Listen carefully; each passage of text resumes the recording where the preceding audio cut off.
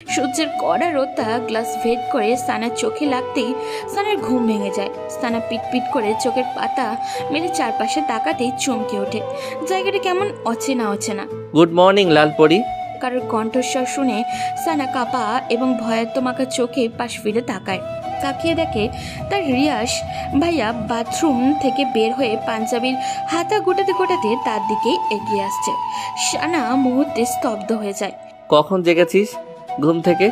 রাতে তো সেই লম্বা এক ঘুম দিয়েছিলি। বলে রিয়াস হাসার চেষ্টা করে, যে হাসিতে রহস্য লেগে আছে। রিয়াসের কথাতে সানার তেমন ভাবান্তর হলো না। সানা চোখ জোড়া ক্রমশ তীক্ষ্ণ করে মনে চেপে রাখা কথাটা রিয়াসের দিকে ছড়ে দেয়। আপনি আমাকে এখানে নিয়ে এসেছেন? রিয়াস স্বাভাবিকভাবেই ভঙ্গিমায় বলে, এখানে আমি এবং তুই ছাড়া আর তো কোনো তৃতীয় ব্যক্তিকে দেখতে পাচ্ছি না, সো অমন মহৎ কাজটা আমি ছাড়া আর কে করবে বল। কিন্তু এখানে কেন এনেছেন? এখানে কেন এনেছি তা তুই এখনো বুঝিসনি? ওই কিডন্যাপ নাকি টিডন্যাপ কি যেন, ওইটাই মনে কর। বলেই রিয়াস পেছনের চেয়ারটা সামনে টেনে সানার সামনে ধপাস করে বসে। মুহূর্তেই সানার চোখ মুখে আকাশসম বিস্ময় ছুঁয়ে যায়। আপনি এমন জঘন্য কাজটা কিভাবে করতে পারলেন? কিভাবে? এখন বাসায় সবাই আমাকে কি ভাবছে? বাবা মা, বাবা, ফুপি, ফুপা, আমাকে কেউ আর ক্ষমা করবে?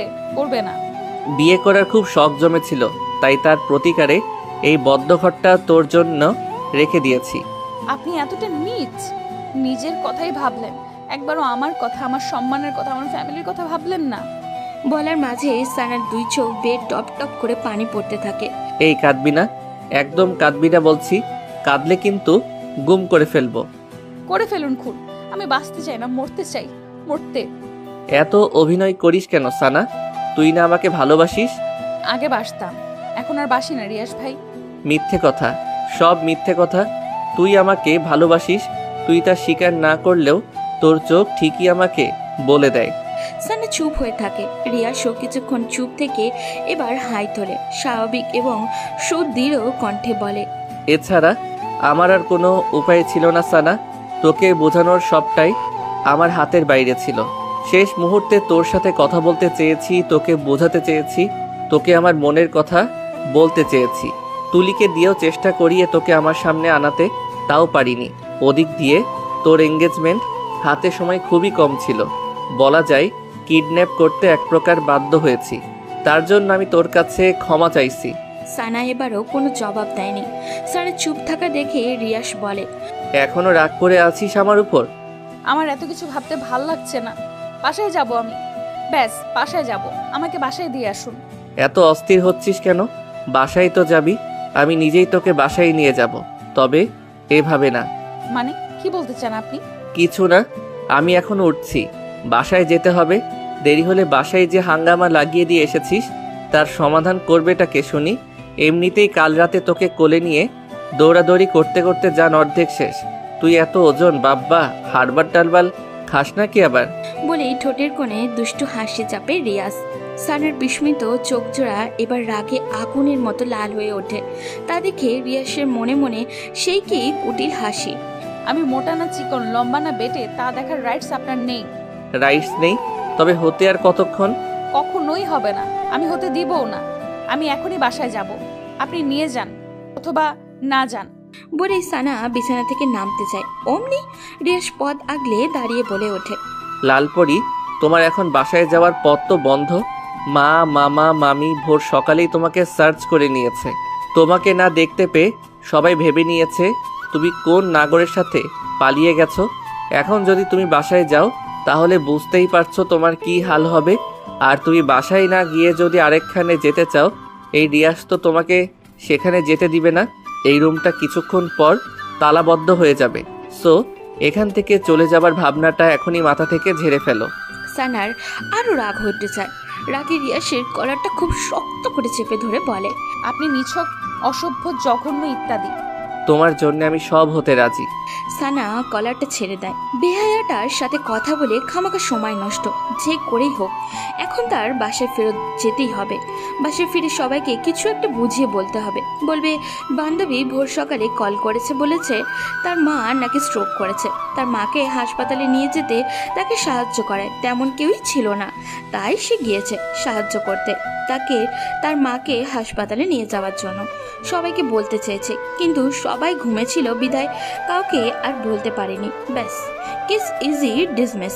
তবে এই রুম থেকে বের হবেটা কিভাবে? সানার ভাবনার মাঝে রিয়াস বলে, সানা, আমি এখন তাহলে চলে যাচ্ছি। ওই যে টেবিলের উপর খাবার রেখে গেছি, ফ্রেশ হয়ে তা খেয়ে নিও মনে করে। বলেই রিয়াস সানার গাল চেপড়ে রুম থেকে বের হয়। দরজার কাছে যেতে রিয়াস কি ভেবে যেন আবারও পেছনে তাকায়। লাল পরি, লাভ ইউ, টেক কেয়ার বলেই দরজা টেনে ওপাশ থেকে লক করে দেয়। এপাশে সানার ভেতরটা দুমড়ে মুচড়ে ওঠে। রিয়াস এই কাজটা কেন করলো সে কি জানে না ভালোবাসাটাকে না হারাতে দিলে হেরে যাবে তাদের মধ্যবিত্ত পরিবারে নেমে আসবে কঠোর সংগ্রামী জীবনটা।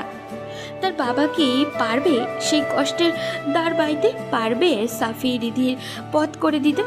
পারবে মায়ের ওষুধের টাকা জোগাড় করতে? পারবে না, কিছুতেই পারবে না। তবে আমাকে পারতেই হবে। এই বাসা থেকে যে করেই হোক বের হতে হবে, at any cost.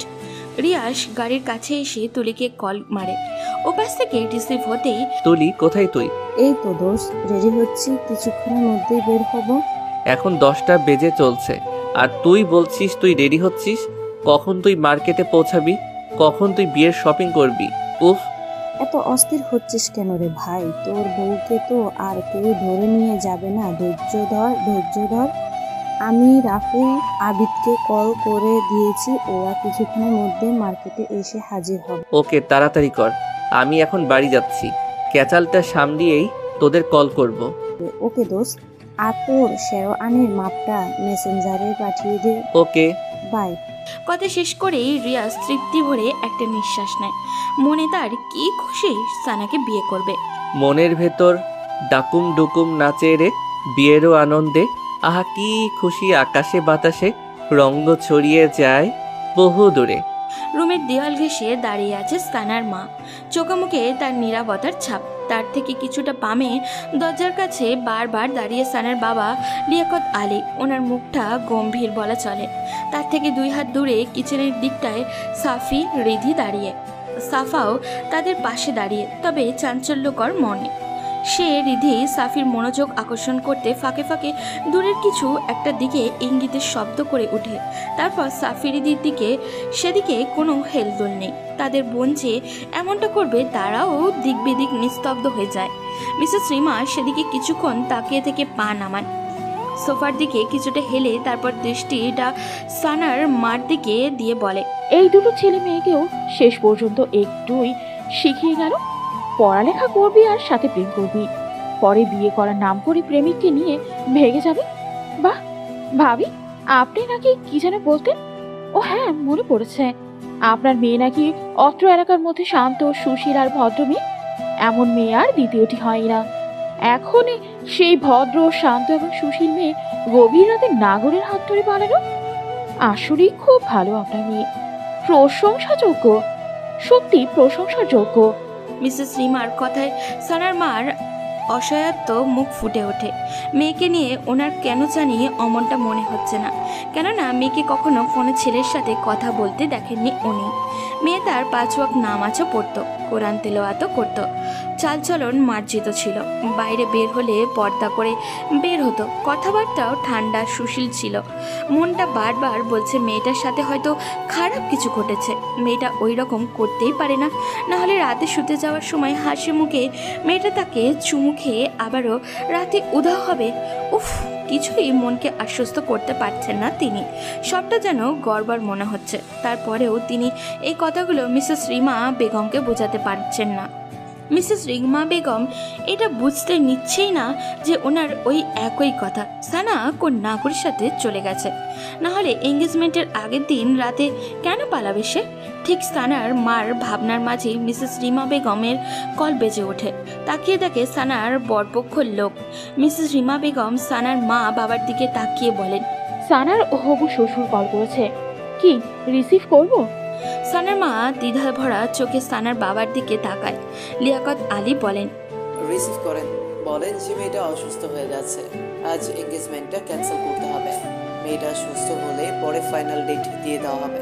Rima Begum তাই বলেন। তারপর সানার বরপক্ষদের সাথে কথা বলা শেষ হলে লিয়াকত আলীকে বলেন, আপনি পাগল, আপনার মেয়ে কি আর ফিরে আসবে? আসবে না।